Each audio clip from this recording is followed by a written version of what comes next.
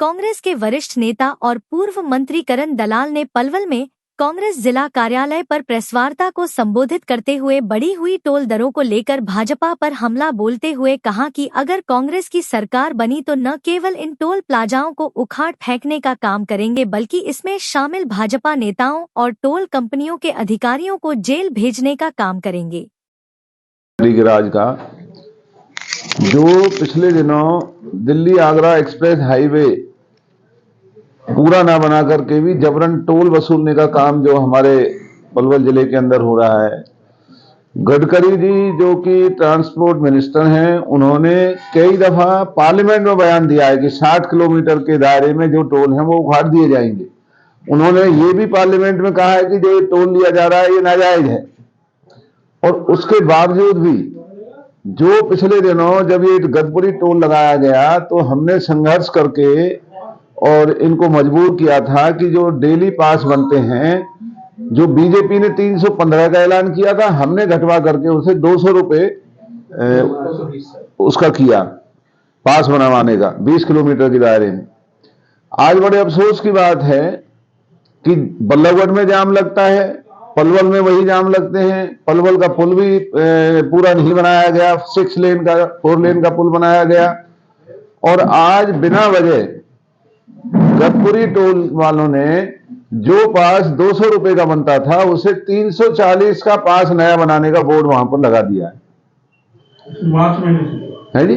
मार्च महीने हाँ, जो अब नए पास बनेंगे उसका जो बोर्ड है जी, हाँ, तो वो उन्होंने वहां पर बोर्ड लगा दिया है। उसकी वजह सरासर एक ही है कि जो इलेक्टोरल बॉन्ड्स थे, जो इलेक्शन के बॉन्ड्स थे, हमारा पूरा यकीन है कि इन्होंने इलेक्टोरल बॉन्ड्स में बीजेपी को पैसा दिया है।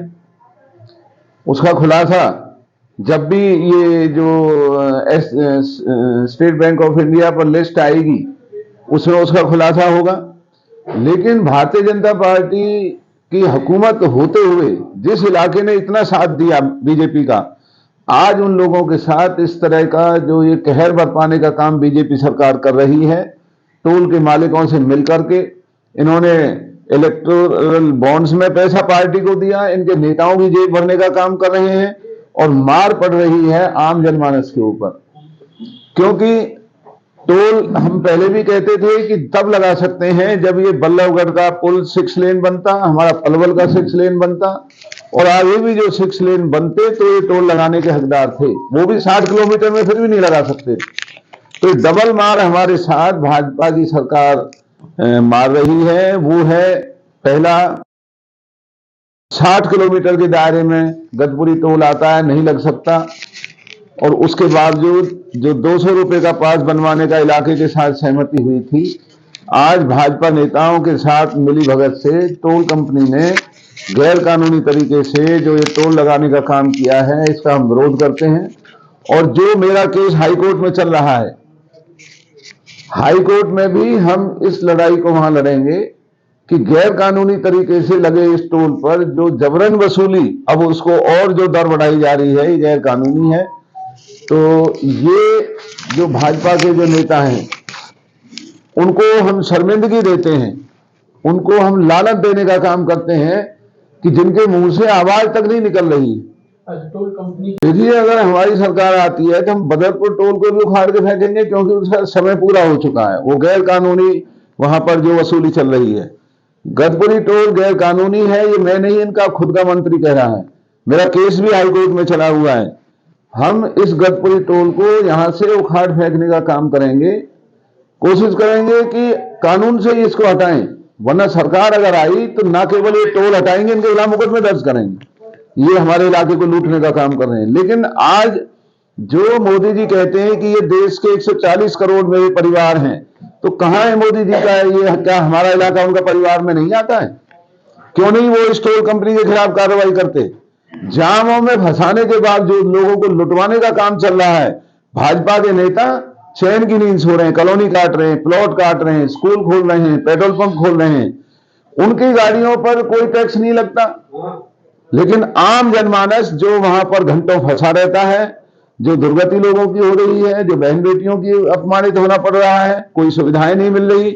तो हम इसका पुरजोर विरोध करते हैं और बीजेपी के लोगों को उल्हाना देते हैं कि लानत है ऐसी बीजेपी की सरकार पर, जिन्हें इतना बड़ा समर्थन जिस इलाके ने दिया, आज उन लोगों के लिए इतनी बड़ी आफत इन्होंने पैदा कर रखी है और बोलने तक का भी साहस नहीं कर रहे हैं। ये क्या लोगों को बचाने का काम करेंगे आज? वरना भाजपा के लोगों को वहां जाकर के कहना चाहिए तुमने ये जो जाम अभी भी लगते हैं, गैर कानूनी टोल है, तुमने ये बढ़ाने का जो बोर्ड लगाया है कैसे लगाया है? और अब जो गैर कानूनी टोल लिया जा रहा है और जो दरें बढ़ाई जा रही हैं, और हमारे जो जाम है, पलवल आज भी जाम नगर बना हुआ है, बल्लभगढ़ के पुल पर आज भी बुरी तरह से जाम लगता है। जो बदरपुर का टोल है वो भी गैर कानूनी है, उसका समय पूरा हो चुका है। जो बदरपुर में टोल है उसकी समय सीमा समाप्त हो चुकी है, उसके बावजूद भी वहां टोल लेने का काम चल रहा है।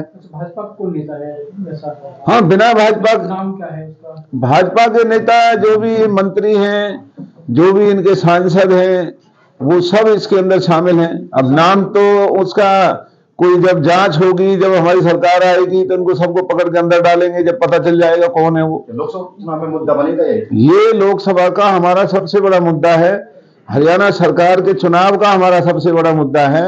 हमारी अगर सरकार बनी तो हम इस टोल को उखाड़ फेंकने का काम करेंगे और भाजपा के नेताओं के खिलाफ और टोल कंपनी के खिलाफ मुकदमा दर्ज करेंगे कि तुमने 60 किलोमीटर के अंदर बिना 6 लेन का प्रोजेक्ट को पूरा किए, जो गैर कानूनी टोल लगा करके इलाके को लूटने का काम चल रहा है, उसके लिए इनके खिलाफ कानूनी कार्रवाई की जाएगी। लेकिन उससे पहले आज भी मैं लड़ाई हाईकोर्ट के अंदर मेरे नाम से लड़ी जा रही है।